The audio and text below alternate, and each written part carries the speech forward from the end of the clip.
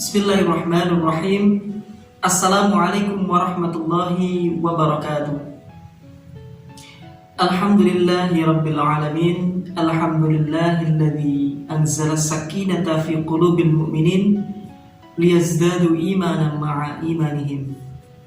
Asyhadu an la ilaha illallah wahdahu la syarikalah wa asyhadu anna Muhammadan abduhu wa rasuluhu la nabiyya wa la rasula ba'dah.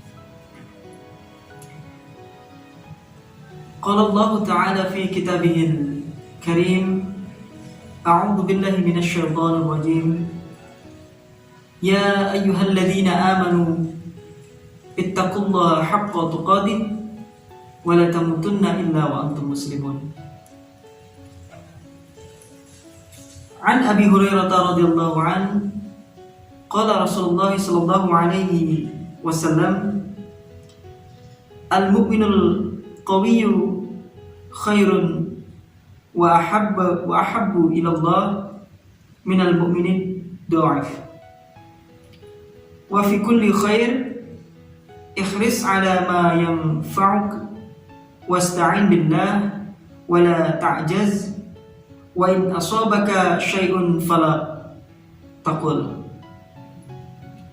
law anni fa'altu kana kadza wa kadza walakin qul qadarullah wa ma syaa fa'al fa inna law taftahu amal syaitan.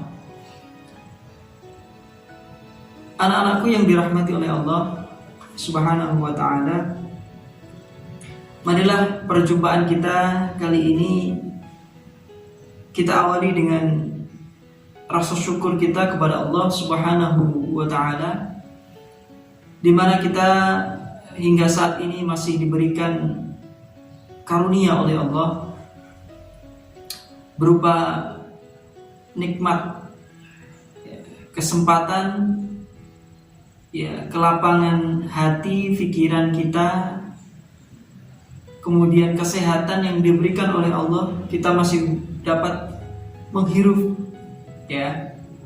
nafas, menghirup udara segar, sehingga kita masih dapat berjumpa walaupun tidak secara langsung, kita berjumpa dalam bentuk video. Mungkin kita patut syukuri, ini adalah suatu karunia yang luar biasa dari Allah.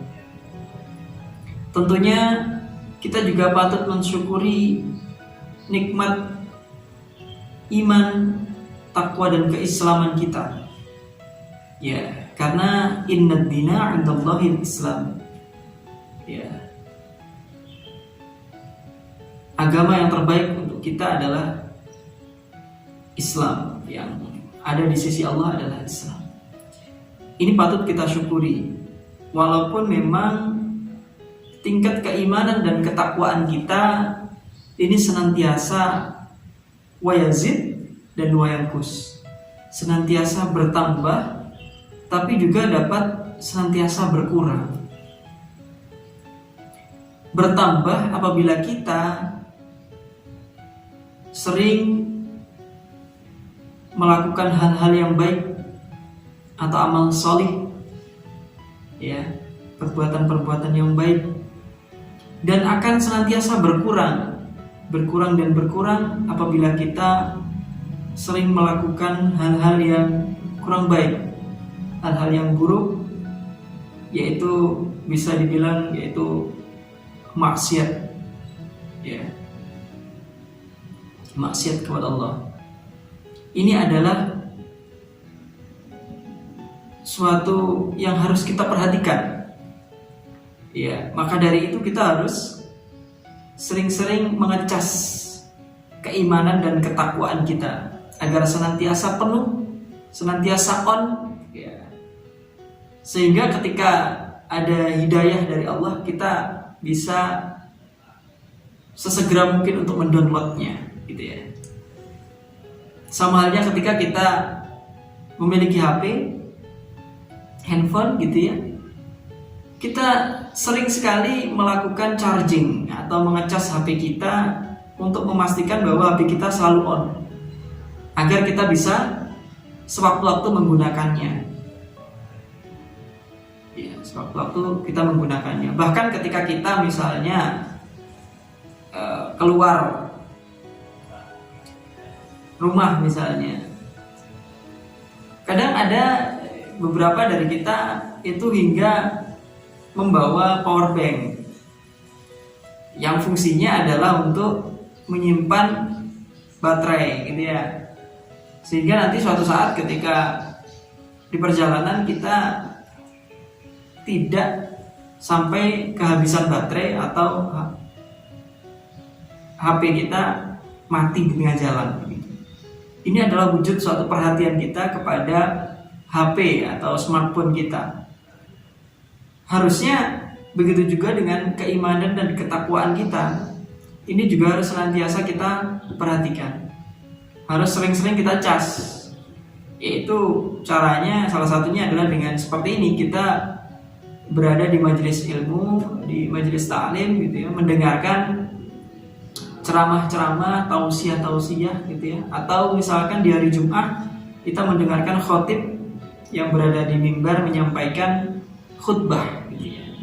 Ini agar kita mendapatkan charging di hati kita, biar mendapatkan suatu ketentraman, ya, mendapatkan sakinah. Ya. Makanya di awal Pak Aziz menyampaikan anzalas sakinata fi qulubil mu'minin. Allah menurunkan atau memberikan suatu sakinah, ketenangan ya, jiwa di dalam hati qulubul mu'minin, di dalam hati orang-orang yang beriman. Nah, ini perlu kita terus tambah gitu ya, charging kita ini, atau dalam rangka untuk menambah, mempertebal, memperkuat keimanan dan ketakwaan kita. Kemudian salawat dan salam senantiasa kita curah limpahkan kepada junjungan kita Nabi Agung Baginda Muhammad Sallallahu Alaihi Wasallam, yang mana beliau merupakan suri tauladan yang baik untuk kita, uswah hasanah, dan akan menjadi contoh yang atau teladan yang harus kita jadikan sebagai panutan gitu ya, idola. Kalau misalnya kita biasanya suka bola misalnya, kita memiliki idola salah satu pemainnya misalnya Ronaldo. Kita misalnya suka motor, kita punya idola Valentino Rossi misalnya, atau film, musik dan sebagainya, kita memiliki idola-idola. Maka kita harus punya idola yang memang kita jadikan sebagai panutan untuk melakukan segala hal-hal yang aktivitas di dunia ini yang sesuai dengan syariat atau koridor Islam gitu ya. Masih tetap kita menjaga syariat Islam kita. Jadi sesuatu yang kita lakukan itu memang betul-betul dicontohkan oleh Rasulullah SAW, sehingga tidak kita mengada-ada membuat sesuatu yang baru, ya. Padahal kita sudah ada uswah hasanahnya, karena Allah sudah berfirman dalam Al-Quran surah Al-Ahzab gitu ya, insyaallah di ayat ke-21, A'udzubillahi minasyaitonir rajim, laqad kana lakum fi rasulillahi uswatun hasanah. Sesungguhnya telah ada pada diri Rasulullah SAW itu suri tauladan yang baik untuk kita.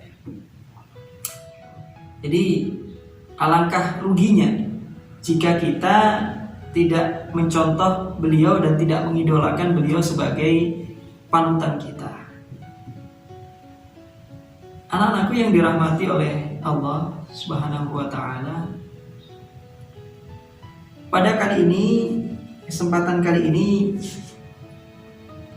Pak Aziz akan sharing gitu ya, sharing tentang bagaimana kita ini menjadi remaja atau pemuda-pemudi yang mampu menjalani aktivitas di dunia kita saat ini ya, dunia yang sudah global, serba digital ini dengan sebaik-baik mungkin.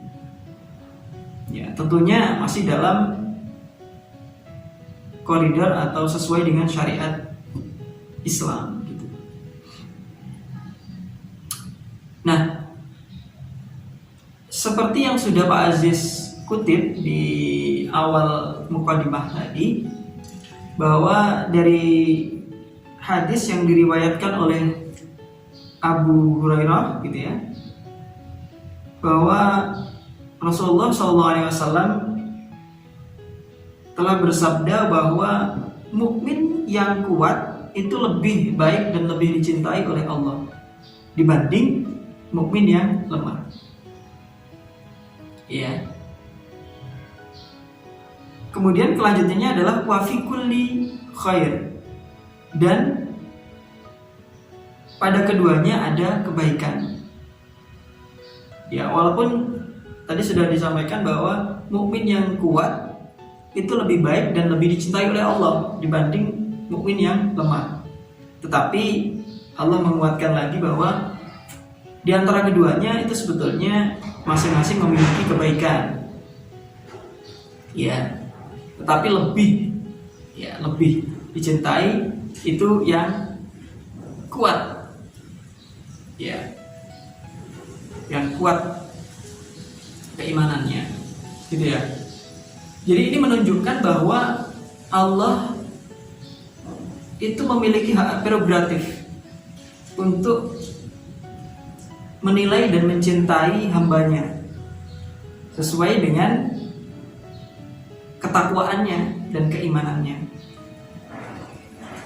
Barang siapa yang lebih kuat ya imannya, ketakwaannya, maka itu yang akan lebih dicintai oleh Allah. Walaupun semuanya dicintai oleh Allah, tidak ada di dunia ini yang lepas daripada kasih sayang dan kecintaan Allah.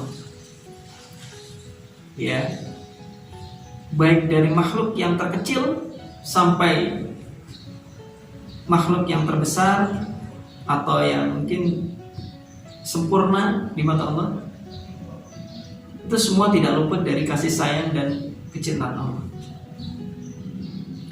Nah, dalam hal ini kekuatan ya, yang dimaksud ya mukmin yang kuat ini kalau dapat Pak Aziz artikan ya, kita dapat artikan misalnya ya di kehidupan kita saat ini ya, di zaman global yang sudah saya sampaikan tadi, serba digital semuanya ya, dimudahkan dengan dunia digital. Kita mau beli sesuatu ya, kita tinggal buka HP kita, kemudian kita nyari di toko online ya, tanpa kita beranjak dari misalnya rumah kita.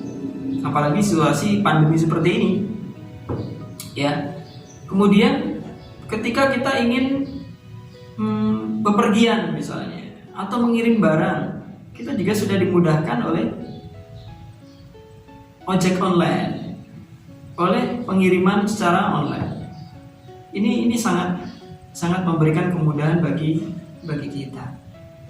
Ya, terus bagaimana kita bisa memanfaatkan teknologi ya yang ada, pengetahuan yang ada ini untuk kebaikan gitu ya. Jadi kekuatannya ada di sana. Bagaimana kita mengontrol diri kita, bagaimana kita memaksimalkan teknologi yang ada untuk hal-hal yang baik. Jika kita tidak bisa memanfaatkannya untuk hal-hal yang baik, itu berarti merupakan sebuah kelemahan bagi kita. Ya, al-mukminud dhaif tadi, ya mukmin yang dhaif, mukmin yang lemah. Jadi lemah dalam hal mengontrol dirinya, mengontrol hawa nafsunya, ya, dalam menggunakan segala fasilitas yang ada. Misal, ya kita diberikan HP oleh orang tua kita misalnya. Kemudian plus diberikan paket data. Ya, diberikan paket data oleh orang tua kita. Nah, ini akan menjadi sebuah tolak ukur kepada kita. Bisa menjadi sebuah ujian begitu ya. Apakah kita menjadi mukmin yang kuat atau menjadi mukmin yang lemah? Jika kita menjadi mukmin yang kuat, maka fasilitas yang diberikan kepada kita akan gunakan untuk misalnya HP kita ya, dan paket data kita gunakan untuk mencari referensi, buku, materi-materi yang terkait dengan pelajaran kita di sekolah misalnya. Itu untuk yang akademik. Ya, kita mencari solusi-solusi dari permasalahan atau soal-soal yang diberikan oleh Bapak Ibu pengajar kita, sehingga kita lebih tahu, ya, lebih jelas gitu ya, dengan mencari referensi-referensi selain daripada yang diterangkan oleh Bapak Ibu guru. Kemudian kita juga bisa mencari ya tausiah-tausiah atau ceramah-ceramah yang itu menambah pengetahuan kita terkait dengan pengetahuan agama, sehingga diharapkan dapat menambah pengetahuan tentang keagamaan ya, keagamaan kita, menambah keimanan, ketakwaan kita, lebih mendekatkan diri kita kepada Allah, sehingga HP yang kita miliki itu bermanfaat untuk mendekatkan kita, lebih mendekatkan kita kepada Allah, bukan malah menjauhkan kita kepada Allah. Jangan sampai dengan kita diberikan HP ya, tentunya ini adalah rezeki dari Allah melalui orang tua kita misalnya, plus pakai data yang kita gunakan hanya untuk misalnya bermain game. Memang tidak dilarang dalam bermain game, tapi kita harus bisa mengontrol ya, mengontrol diri kita, memanage, mengatur ya waktu kita dalam bermain game. Kebanyakan dari kita kalau sudah bermain game ini kadang lupa waktu gitu ya. Kadang lupa waktu. Yang harusnya masih banyak pekerjaan yang harus kita lakukan, misalnya pekerjaan rumah gitu ya. Mencuci baju, misalnya mencuci piring kita yang baru kita gunakan untuk makan, ya, menyapu dan sebagainya, atau tugas rumah yang lain yang itu harusnya kita membantu orang tua kita, akhirnya kita lalai karena terlalu senang dalam bermain game. Ini tidak boleh. Tetapi kalau kita hanya bermain game hanya untuk misalnya mendekatkan kita dengan teman kita gitu ya, karena berjauhan gitu ya, dan hanya bisa berkomunikasi lewat sana, dan itu tidak lama gitu, kita sudah manage waktu kita, insya Allah itu tidak masalah. Ya, yang bermasalah adalah ketika kita tidak bisa mengontrol diri kita, sehingga kita seharian gitu di tempat tidur, tidak beranjak dari tempat tidur, kita bermain game sampai, bahkan kita bermain sampai sambil mengecas HP kita. Ini luar biasa, masya Allah. Ya, kita harus menghindarinya. Ya, kita harus bisa memaksimalkan penggunaan teknologi yang kita miliki itu untuk hal-hal yang baik. Ya, seperti yang tadi sudah Pak Aziz sampaikan, jika kita ya menggunakan HP kita untuk hal-hal yang baik, maka itu akan menambah kita mendekatkan diri kepada Allah.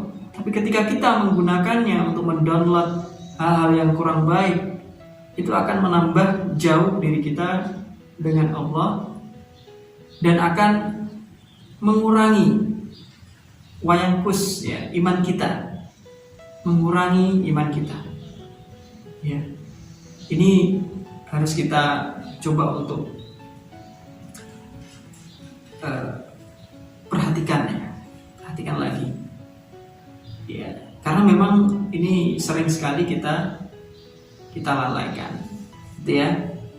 Kita harus kuat untuk menahan hawa nafsu kita, ya. Kita harus pintar-pintar memanage waktu yang kita miliki untuk hal-hal yang baik. Itu adalah mukmin yang kuat, ya, lebih baik dan lebih dicintai oleh Allah daripada mukmin yang lemah tadi. Itu kalau Pak Aziz artikan dalam konteks kita sebagai anak-anak muda gitu ya, anak remaja. Oke. Kemudian di hadis selanjutnya, ya, dia hadis yang sama tadi, ihris ala ma yang fauka wasta'in billah wala ta'jaz, ya. Jadi kita diminta untuk bersungguh-sungguh untuk meraih apa yang bermanfaat bagi diri kita, dan kita dianjurkan untuk meminta pertolongan kepada Allah Subhanahu wa taala. Ya. Dan dari sini kita bisa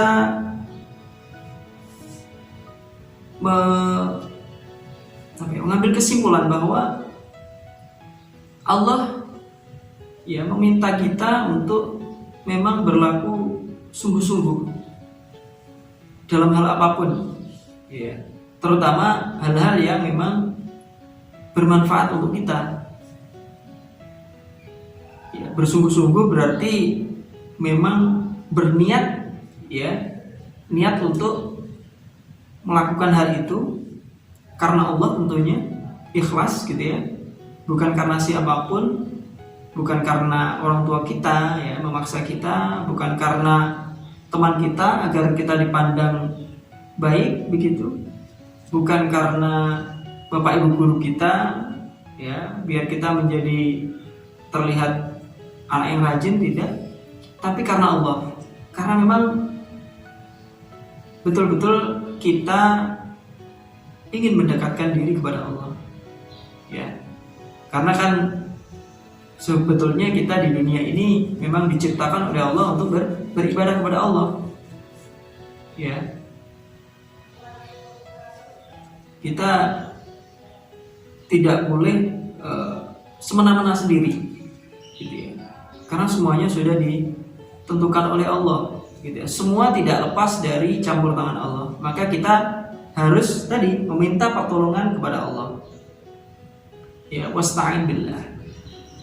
Jadi pertolongan Allah ini ya yang nanti akan menjadi kunci, gitu ya, dari sebuah kesuksesan kita.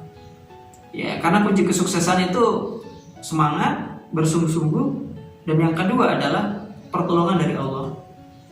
Kalau kita sudah bersungguh-sungguh, bersemangat, dan ternyata Allah tidak meridhoi kita, maka ya insya Allah akan percuma apa yang kita lakukan. Ya, istilahnya gagal gitu. Tetapi kalau tiga-tiganya ini kita lakukan, kita maksimalkan betul sebaik mungkin, insya Allah ya Allah akan meridhoi kita, ya, meridhoi kita. Allah Subhanahu wa taala selalu mengingatkan kepada kita, gitu ya, bahwa apa yang kita lakukan itu selalu dilihat oleh Allah, ya, selalu dicatat oleh Allah, ya, dan nanti di akhirat kita akan dimintai pertanggungjawabannya oleh Allah. Maka dari itu alangkah baiknya jika kita selalu mengatur agar kegiatan yang kita lakukan ini memang betul-betul sesuai dengan syariat yang ditentukan oleh Allah Subhanahu wa ta'ala. Nah, tentunya tadi ketika kita membicarakan tentang bagaimana sesuatu yang bermanfaat untuk kita itu kita harus sungguh-sungguh mencapainya. Itu memang ada dua perkara yang memang itu menjadi manfaat ya untuk kita. Ya, dua diantaranya yaitu pertama adalah ilmu ya yang bermanfaat. Ketika kita mau melakukan sesuatu maka kita harus berlandaskan ilmu. Ya, ilmu kita bisa dapat dari tentunya seperti tadi dicontohkan oleh Nabi Muhammad SAW. Ya. Ilmu harus didasarkan kepada syariat Allah. Ya, baik itu nanti bisa ilmu tentang agama maupun ilmu tentang dunia. Ilmu tidak semata-mata ketika kita belajar matematika, kita belajar IPA itu dihitung sebagai ilmu dunia, tidak. Ya, karena ketika kita misalnya belajar tafsir, belajar apalagi bahasa Arab misalnya, atau belajar tentang keagamaan yang kita gunakan hanya untuk pengetahuan misalnya, kita tahu, maka itu akan menjadi ilmu dunia. Tapi sebaliknya kalau misalnya kita belajar tentang matematika, ilmu pengetahuan alam misalnya, yang itu menjadikan diri kita bertambah pengetahuan bahwa ternyata itu menjadi sebuah bukti keagungan, kekuasaan Allah dan menambah keimanan kita, maka itu juga bisa disebut sebagai ilmu agama, gitu ya. Jadi ilmu yang bermanfaat itu merupakan salah satu yang kita harus gapai di dunia ini. Ya, seperti yang tadi diingatkan oleh Allah. Jadi kita harus senantiasa sungguh-sungguh untuk meraihnya. Kemudian yang kedua, perkara yang bermanfaat itu adalah amal soleh. Baik amal soleh itu bermanfaat untuk diri kita maupun untuk orang lain. Ya. Karena memang amal soleh ini terkadang kita ya itu tidak terlalu memperhatikannya. Padahal hal-hal kecil pun itu bisa menjadi sebuah amal soleh. Misalkan ya, kita menyingkirkan batu kerikil yang menghalangi jalan, atau duri, atau misalnya paku ada di jalan raya, itu adalah sebuah hal amal soleh. Ya, yang lebih besar mungkin bisa menjadi amal soleh, amal jariah kita. Misalnya kita saling membantu kepada teman atau sesama kita. Ya, tentunya dalam hal kebaikan, ya, dengan ketakwaan. Wa ta'awanu 'alal birri wat taqwa wa la ta'awanu 'alal ismi wal 'udwan. Jadi kita memang harus senantiasa saling tolong-menolong. Istilahnya saling menguatkan satu dengan yang lain. Yasuddu ba'duhum ba'dahum. Jadi harus saling menguatkan. Makanya ketika kita misalnya dalam konteks memiliki teknologi, ya HP dan sebagainya, pakai data, kita bisa mengingatkan kepada teman kita untuk senantiasa berbuat baik. Baik itu melalui misalnya chatting pribadi gitu, kita mengingatkan kepada teman kita, mungkin ada yang berbuat kurang tepat mungkin atau seperti apa, atau mungkin melalui status kita, itu juga bisa. Ya, kita bisa mengutip sebuah ayat gitu. atau misalnya hadis kita bisa tampilkan di status kita, itu juga merupakan sebuah amal soleh ya, yang harus memang kita lakukan ya. Itu ya, jadi dua hal yang perkara yang memang bermanfaat untuk kita, yaitu ilmu dan amal soleh. Kemudian di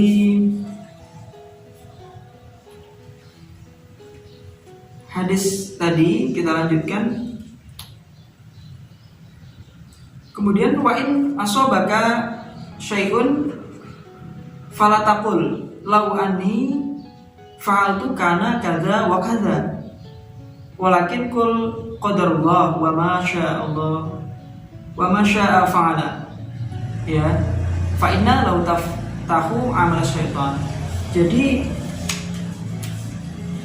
kita ya ketika mendapatkan suatu musibah gitu ya, itu jangan sampai berkata seandainya aku berbuat demikian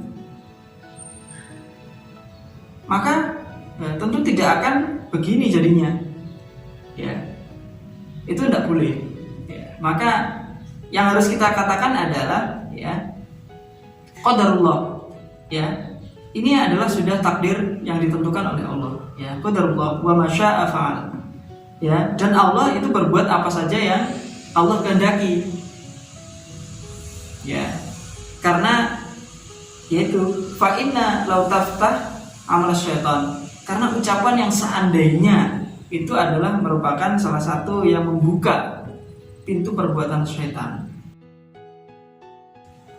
Semoga apa yang Pak Aziz sampaikan tadi ya, singkat tadi, dapat bermanfaat ya, khususnya bagi diri Pak Aziz pribadi dan kepada anak-anakku sekalian. Dan mohon maaf jika mungkin ada kata-kata yang kurang berkenan di hati anak-anak sekalian. Semoga kita selalu menjadi mukmin ya, muslim yang kuat, yang senantiasa diridhoi oleh Allah, dan kelak dimudahkan oleh Allah untuk masuk ke surga Allah Subhanahu wa ta'ala. Mungkin cukup sekian yang dapat Pak Aziz sampaikan. Terima kasih atas perhatiannya hari ini. Saya akhiri, wassalamualaikum warahmatullahi wabarakatuh.